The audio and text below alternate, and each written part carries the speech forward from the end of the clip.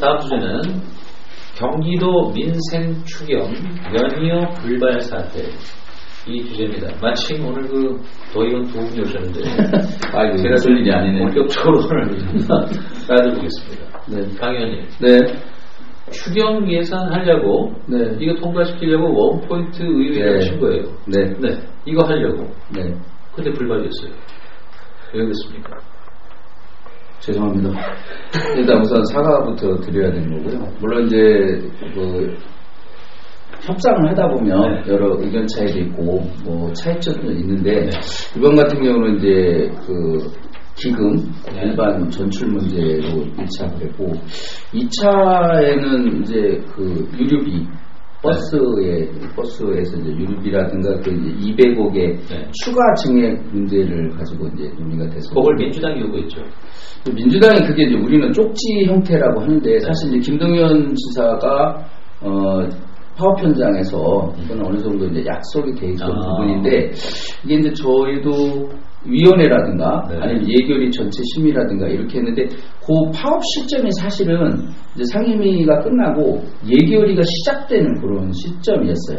그래서 이제 그 시점에서 이제 이런 부분은 집행부에서 한다라고 이제 의원님들 발표를 하고 질의도 하고 여러 과정이 있었더라고요. 근데 이제 추가 증액을 어떻게 정확히 할 거냐, 이 부분은 이제 소위 과정에서 이제 심의하는 와중에 이제 그 부분을 추가적으로 이제 각자 받을 거 아니에요. 소위면 다 위원회라든가 뭐 특별실이라든가 의원들 개별을 받았을 때 거기에 내용이 이렇게 들어가 있었는데 그거를 부분을 가지고 이제 쪽지 예산도 아니고 긴급하게도 아니고 이렇게 어느 측면을 볼 거냐 이런 부분이 있는 건데 그래서 그거는 이제 저희 국민의 입장에서는 왜 사전에 저 약속되지 않는 추가에 대한 부분이 들어왔느냐 이런 부분에서 이제 그것 때문에 이제 파행이 되는데 조금 이제 개인적으로 죄송스러우면서 아쉬운 부분은 이제 이런 부분은 서로 간에 협상을 하라고 의견이 있는 거고 아까 그런 내용도 같이 테이블에 올려놓고 치열하게 논쟁을 하면서 그 부분을 협상에 이루고 만약에 그러지 않았을 때는 대표단이나 아니면 의장이나 3자 협의체에서 진행을 한다든가 또 밤을 새워서라도 또 연장을 해서도 협상을 했어야 되는데 그런 협상의 결과물을 내지 못하고 그런 추경이 원포인트에서 하지 못해서 지금 2차 추경에서 3차하고 또 통합 문제도 있긴 하지만 지금 여러 민생 문제들이 있거든요. 특히 학교에 대한 아이들의 그런 부분들이 빨리 조속히 해결돼야 되는 거고 제가 같은 의원이니까요. 얼굴을 솔직히 들지 못할 상황입니다. 솔직히 말씀해서 빠른 시일 내에 그 원만한 타협이 이뤄서 지금 올해 잘못하면 이게 불용으로 넘어가거나 여러 문제가 생길 수 있는 거니까 빨리 11월 내에 또 일정을 잡아서 타협하고 또 예산을 집행하고 그다음 또 마무리 추경이나 여러 절차들이 본 예산이 남아 있거든요. 그래서 빨리 진행이 돼야 될 거라고 해서 저도 책임지는 자세로 적극적으로 나서도록 하겠습니다. 이의원 의원님 어떻습니까? 제가 듣기로는 이제 국민의힘 쪽에서는 그 말씀드린 버스 유류비 이제 200억을 상의도 없이 넣었다. 기분 나쁘다. 그랬더니 이제 민주당 쪽에서는 그게 지금 아주 심각한 게 도교육청 예산하고 연결했었잖아요. 근데 5조 중에 민주당 쪽에서 뭐 3천억 깎겠다. 그러니까 이제 화나셨던 거 아니에요? 그런데 이제 그 200억 정도 그냥 쪽지 예산 누가 맞추고 도교육청 예산 3천억을 깎겠다는 걸 막으면 그 되는 거 아닙니까? 근데 이제 애초에 그 기금을 지금 그 일반 회계로 전환하는 문제부터 1차적으로 있었거든요. 근데 그 부분이 1차적으로는 기금이라는 것은 세입에 대한 부분은 일반 회계로 거칠 때 의회의 승인을 얻어야 됩니다. 근데 승인이 이행되지 않은 상태에서 바로 이제 세입과 세출이 같이 잡혔어요. 그러니까 세출까지 다 어디에 쓸 것인지를 다 편성을 해서 왔다는 얘기는 의회의 동의 없이 이미 집행부에서 어디다 쓸 것까지 다 정해놓고 왔다는 거는 의회를 무시하는 처사라고 보여집니다. 그렇기 때문에 거기에서부터 조금 서로의 입장 차이나 또 협상에 대한 부분들이 어렵지 않았을까라고 생각을 하고, 제가 뭐 직접 예결위에 참여했었던 부분은 아니기 때문에 명확하게 말씀을 드릴 수는 없지만, 그리고 이제 그 부분도 어느 정도 타결이 된 것으로 알고 있었습니다. 그래서 21일날 원포인트를 통해서 진행하려고 했으나 추경 예산에 어쨌든 예산이 편성되어 있는 걸 가지고 의원들이 협상을 하거나 이런 부분에 있어 협의를 하게 되는 것이거든요. 소위원이든 예결위원이든. 근데 그 200억이라는 부분에 있어서는 내용 자체가 있었던 내용도 아니었고, 갑자기 이제 증감 요청을 예상에도 없던 부분들이 있었던 것이기 때문에 그 부분이 얘기가 됐던 이제 민주당 쪽에서는 그럼 우리는 교육청 예산을 깎겠다고 3,400억 원 정도의 예산을 지금 삭감을 해서 갖고 오셨는데, 그 부분에 있어서는 요즘에 이제 학교에서 사용돼야 되는 뭐 교육 정보화에 대한 부분이나 경기 의뢰용에 대한 그런 예산들이나 이런 이제 실제적으로 지금 집행하지 않으면 안 되는 예산들이 있습니다. 그리고 교육청은 다른 곳과 달리 회기, 교육청 회기는 1월에서 12월이지만 학교 회기는 또 2월까지예요. 3월에서 2월까지.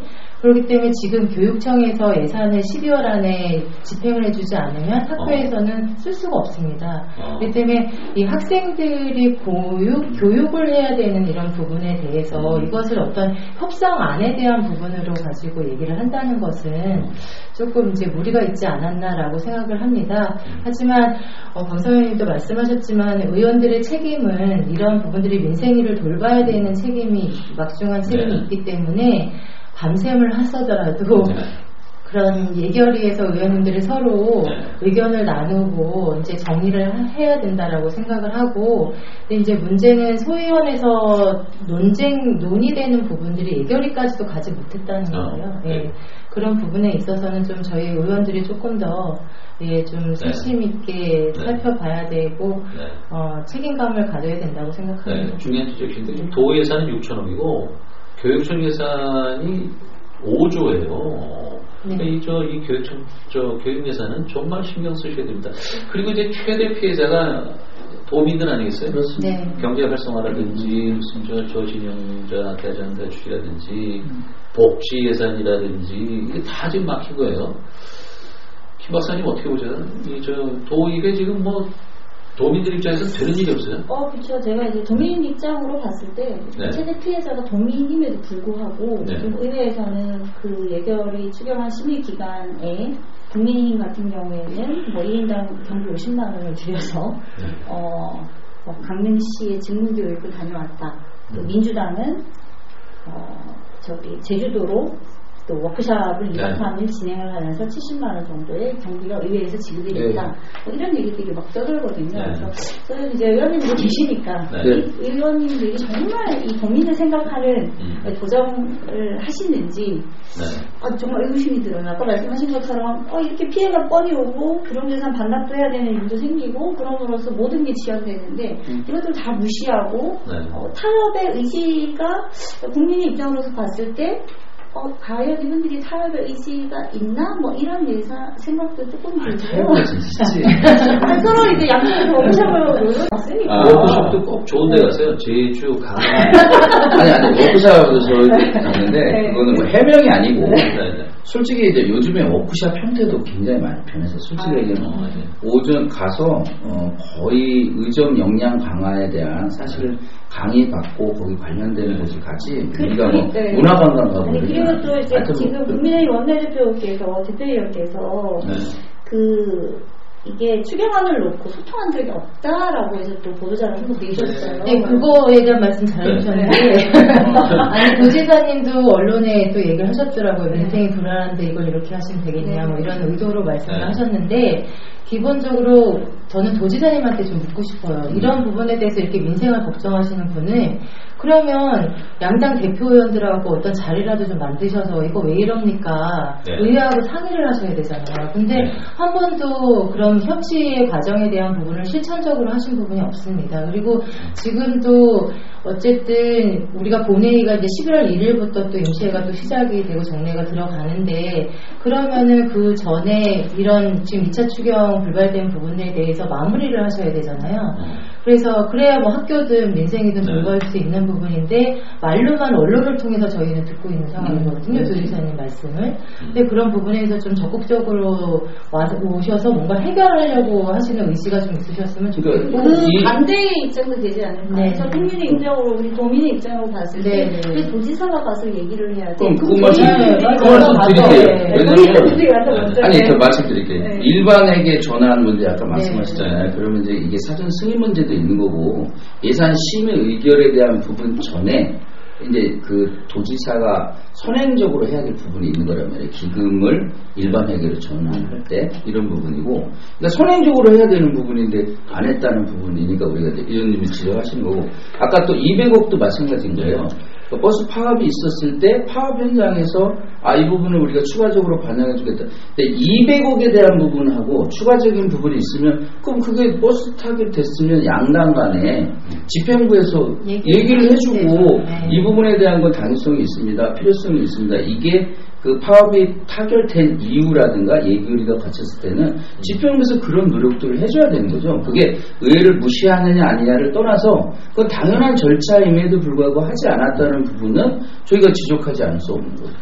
그런데 좀 구조적인 문제가 있는 것 같아요. 지금 저 경기도의회 의석권 보수가 78대는 이게 참 그 묘하기도 하고 참 불편한 현실인데 그런데 그 여야 대표 의원이라는 분들이 계시잖아요. 네. 저 민주당 쪽인 남종석 의원이고 국민의힘 쪽에서는 황명식 의원. 네.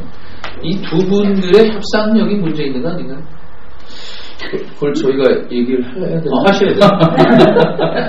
그러니까 이건 뭐 도민의 시각에서 보면 어쨌든 결과론적으로 네. 그 의회의 심의 의결에 대한 부분은 네. 그건 의회의 고유 권한이고 또 추경이라든가 본예산에 대한 건 시기라는 게 있는 거잖아요. 그래야 집행할 수 있는 여러 가지 기한이 있는 거기 때문에 어떤 결과를 내지 못했다라는 부분은 이거는 뭐 결과 책임에 대한 부분은 분명히 져야 된다고 생각합니다. 저는. 네. 근데 이제 이게 연말까지 이 추경이 만약에 통과되지 못하면 그 지원받는 국비 같은 거 반납해야 된다면서요? 네, 그래서 저희도 이제 의원들이 예결산에 대한 부분을 다룰 때는 불용 예산에 대한 부분이나 과다 예산에 대한 부분에 대해서도 다루고 지적을 합니다. 그래서 그런 부분들을 발생하지 않도록 해야 되고 2월 사업 같은 경우도 특별한 어떠한 목적이 없이는 하면 안 되는 사업들이 그 해년도 예산을 그 해년도 사용하는 게 원칙인데 지금 이제 이것을 우리 의회도 좀 같은 무게에 있는 책임을 갖고 있는 상태이기 때문에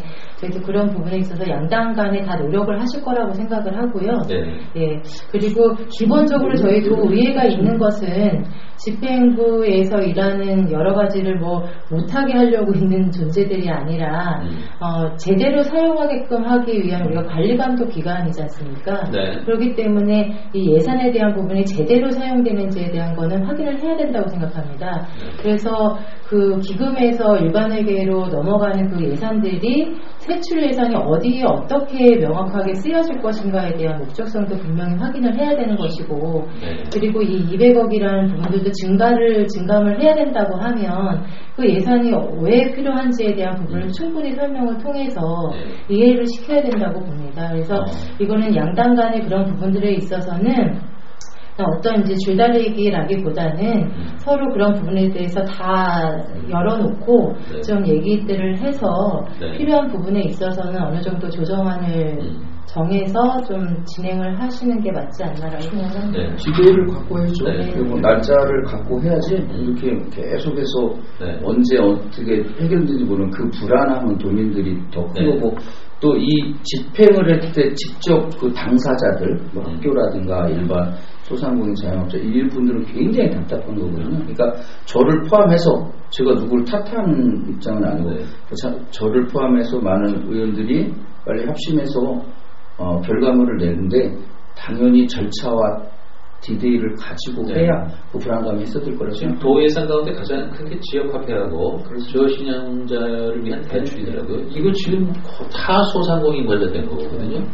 이거 빨리 통과돼야 되는 거고요. 또 하나 나쁜 소식이 있어요. 제가 좀 민주당 의원님 시각으로 보면 오늘 국민의힘 두 분이 나오셨으니까 제가 부득이 야당 노릇을 하겠습니다. 여야정 협의체가 무산됐잖아요. 그렇습니다. 그런데 국민의힘 입장이 그렇더라고요. 그 지사의 참석을 분기별로 하라. 네? 네. 민주당 쪽에서는 그냥 반기별로 하겠다 이랬는데 도 쪽에서는 그리고 관련기관 산하기관 단체장 임명할 때 청문 보고서를 며칠을 해야 된다 이런 거 그냥 양보해도 되잖아요. 아니 그거는 제가 좀 말씀드릴게요. 네.